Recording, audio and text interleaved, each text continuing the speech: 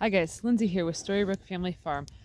So yesterday, Tracy and I took a much needed break from all of the work that we've been doing, and we did something that we actually really thoroughly enjoy, and that was plant shopping. For those of you that don't know, um, we homestead and try to do everything that we can for ourselves, including starting plants from seed. If you've seen our seed starting video, you've seen that we started some stuff from seed, but we didn't really start that much stuff this year because, well, we knew we were going to be moving. We didn't know when we were going to be moving, but about 3 days or so after I filmed our seed starting video, about a month and a half ago, we actually bought a house. We found a place that was going to be our forever home. So we didn't start very many things from seed. We only started two different tomato varieties and one variety of peppers. The reasons that we started those ones, the black cream tomatoes and the Cherokee purple and the poblano pepper, was because those are some of our favorites to grow, and they're kind of hard to find at local greenhouses. Not a lot of greenhouses have a big supply of heirloom vegetables. The nice thing about heirlooms for the tomatoes is that you can save seed from them. If you do it properly, then you are able to regrow the same exact variety again and again and again. Whereas a hybrid, it's more of a crossbreed. So you never know exactly what you're going to get. Um, so the tried and true varieties that have been around for hundreds of years, those are heirlooms, and you can just keep replanting them from the same seed again and again and again. Later on in the growing season, I will show you guys how we save seed to keep it to keep the cycle going and to keep ourselves to be very self-sufficient. Um, so, anyways, while we were at the greenhouse, I kind of got irritated. Um, there was the normal stuff of different flowers and different perennials and things like that that most greenhouses have. But this particular greenhouse we went to, it's a very large greenhouse here. It's a locally owned type of thing. It's not a big chain or anything like that. So I don't know.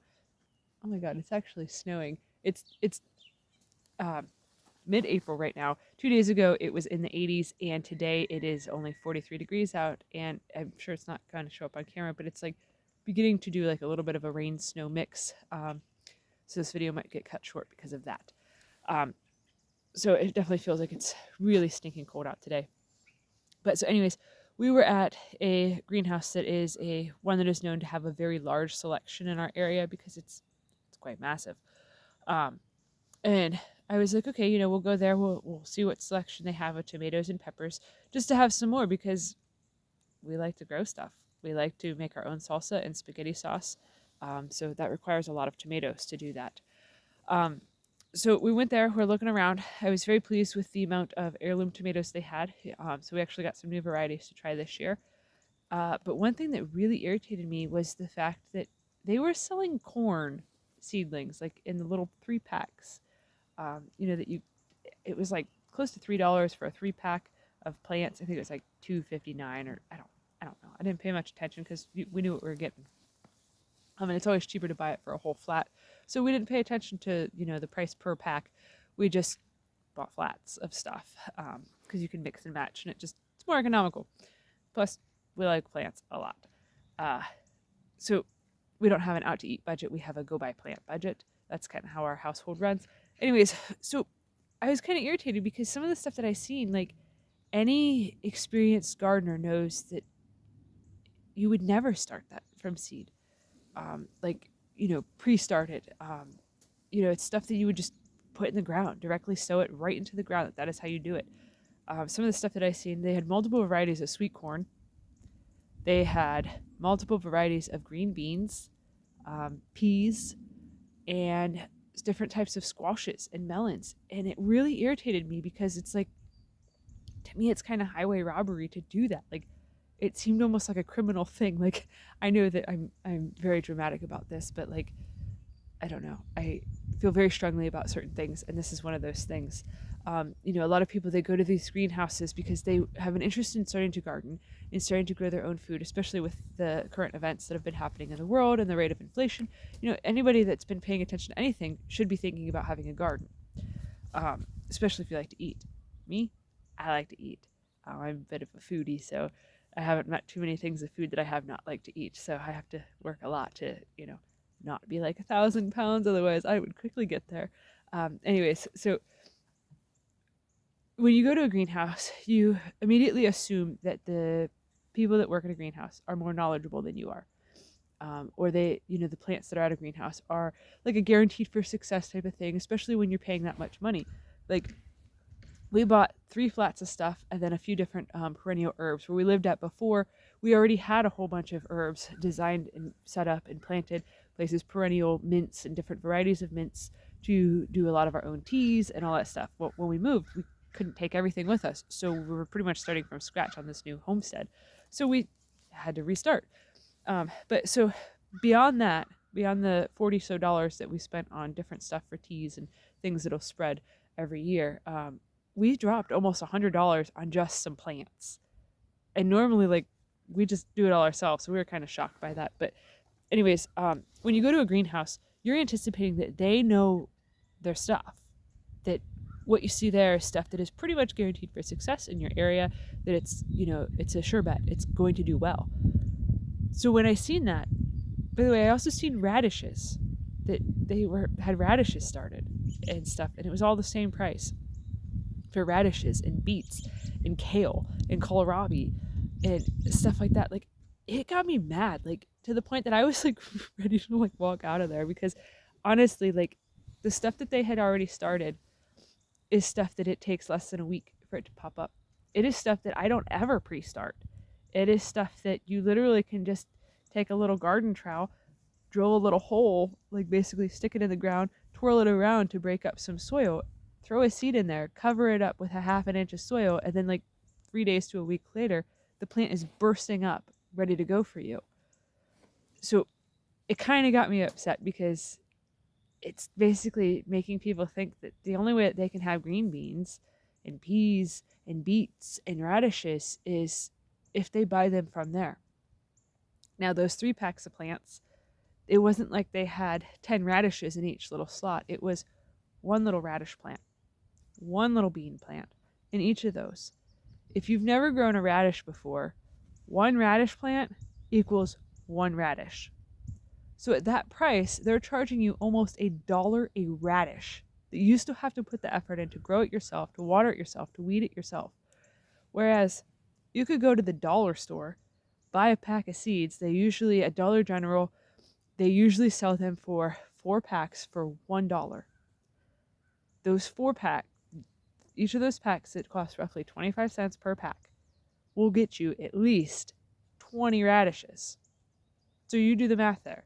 You could buy your own seeds, scrape off the grass, use a little hand shovel to loosen the soil, then sprinkle the seeds in, sprinkle some dirt back on top of it, and have essentially 100 radishes for $1.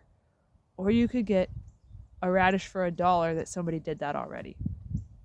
The other thing that irritated me is anybody that has ever grown beans or anything in the legume family. Legumes are green beans, lima beans, peas, lentils, things like that. Shelling beans, kidney beans, you get the point. Any of those things, they have a long taproot that goes down. They are very fragile as seedlings. They do not transplant well at all. Same with corn. There's a reason why. I'll stand up and show you guys the field across the road from here. That field is hundreds of acres large. Not ours, but it's a very beautiful sight to see, especially when the sunrise comes up over it. That is all planted in corn. No one pre-started those seeds. There is a reason that corn is something that is grown in massive quantities in this country. It's because it does well. It is easy. Beans are the same way. Soybeans and all that stuff, it's the same way. You just till up a spot of earth, toss the seeds in, cover it up, let the rain do the watering, and it's pretty much good to go. I know that now, the crops are sprayed with a gazillion different things and, all that hubbub. But that's not my topic to talk about. My topic is to reach those that are interested in growing their own food. And that's my thing, is to try to teach people how to grow their own food. So if you're going to go greenhouse shopping and plant shopping in the next few weeks, please, please, please do your own research. The only vegetables that honest and truly need to be started ahead of time, and normally by this time next year, I will have already had a greenhouse built. I would have built it already and stuff, but we've only owned this place and it's a fixer-upper. We've owned it now 2 days ago, made it a month that it has been in our possession. So there's a million things that I have to do, and it's too late in the season to even bother with putting a greenhouse, but that's later on a project for later on in the year. By now, I would already have multiple tomatoes and peppers and eggplants and things in the nightshade family already established and pretty much ready to go in the ground. But that's not this year. This year, we have way too much going on with moving an entire farm. So my thing is, the only plants that you should ever buy from a greenhouse is plants that either are really hard to start from seed, like leeks. We actually bought a pack of leeks. We like them. We have not had much success growing them from seed, but the little 3-pack of leeks had probably 300 little itty-bitty leek plants in them that we will end up pulling out, separating them out, replanting them. So it was a good buy. Those are the types of things you should buy. Something that's in the nightshade family, like a tomato, a pepper, eggplant. The reason that you should buy those types of plants if you're waiting till now to look for plants is because they take anywhere from 7 to 14 days to germinate, to emerge out of the soil once you plant it. Then it's just this itty bitty little plant that is not ready to be transplanted. From that itty bitty little plant to being about this big and having some actual true leaves, more than just the 2 little leaves that first spring out forth out of excitement when it pops out of the seed, it takes a couple weeks from that point there to develop the actual regular leaves. So with that being said, if you're starting tomatoes and peppers and things like that from seed, you would have needed to do it about a month or 2 ago to be able to be on track, at least in Ohio, to plant them in the ground. So that's why those are good things to buy at the greenhouse. The stuff that is terrible to buy at the greenhouse is basically anything with a large seed. If it is a large seed, like a squash plant, you just pop that sucker in the ground, cover it with 1/2 inch of soil, and it's done. Like, it is pretty much just going to skyrocket as soon as it gets warm and wet and stuff. It just takes a few days for it to pop up. Same with like cucumbers and melons and things of that nature. Anything that is in the broccoli family, the brassicas, that is the name of the family that has broccoli, cabbage, kale, cauliflower, anything like that. Those are extremely easy to start from seed. Even though they're itty bitty little seeds, you just sprinkle it on like it's little flakes of pepper and you're putting it on your mashed potatoes. Very simple. You then just sprinkle some dirt right on top of it. They'll pop up. They'll do wondrous things for you and your family. They'll create tons and tons of food, especially with kale, because you just cut a leaf here, cut a leaf there, and it'll just keep feeding you until they'll a really hard frost. And even some varieties, they'll still keep chucking. Things like kohlrabi and cabbages, those are plants that you plant them, you only get one harvest out of them. Then it's done. So to buy them from the store, as already started seeds, it's you might as well not even grow it yourself. You might as well just buy it from, your local produce stand or something, or from, a grocery store, because it's comparable in price. And when you're buying seeds from a greenhouse, they've already been treated with stuff. They've already been sprayed, and the soil is not an organic soil. That's why we like to start everything ourselves from seed with our own soil and doing our own things. So that way it is 100%, it's not tainted. It's still pure. But this year we couldn't do that. And, we're smart enough to know that some food is better than no food, and homegrown food is always going to be better than store-bought food. And plus, it's kind of fun. We like to work hard and do things like that and do things that are very old-fashioned. But, that's the life we live. So things that also do well being planted. Anything that is a root crop, do not buy them already pre-started. Buy the seeds.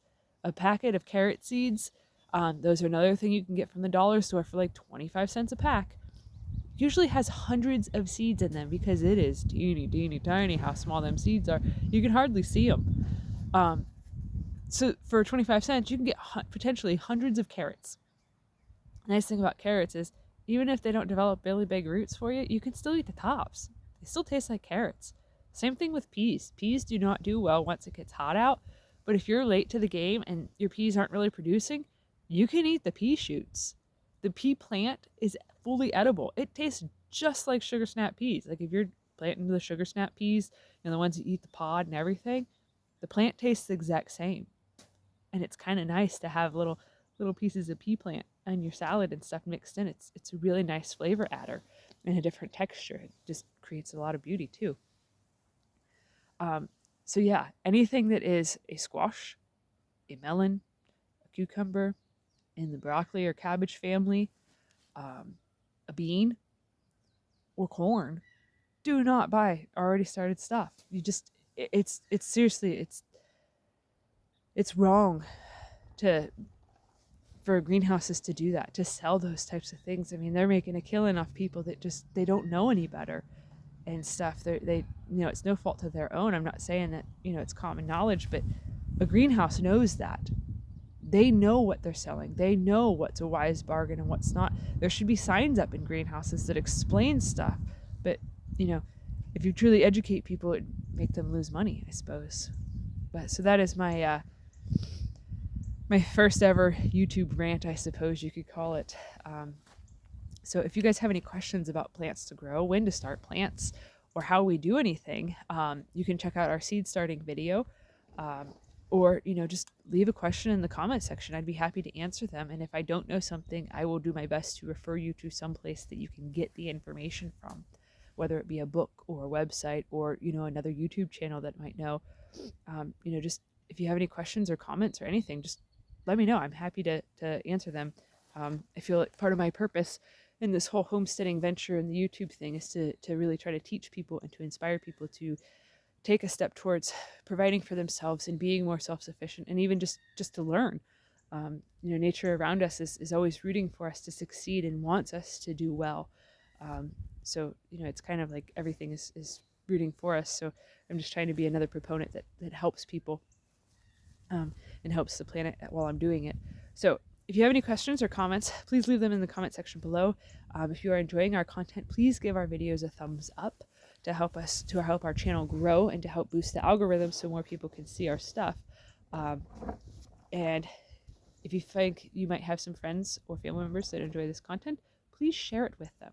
Also, if you have not subscribed, please consider doing so that way you can also help our channel grow. All right, that's it for me. My hands are freezing. My nose is starting to run because it's only 43 degrees out, and 2 days ago I was cooking in shorts. It was very hot out 2 days ago, so it feels extra cold today. So thanks for watching. I hope you enjoyed. Have a good one, guys.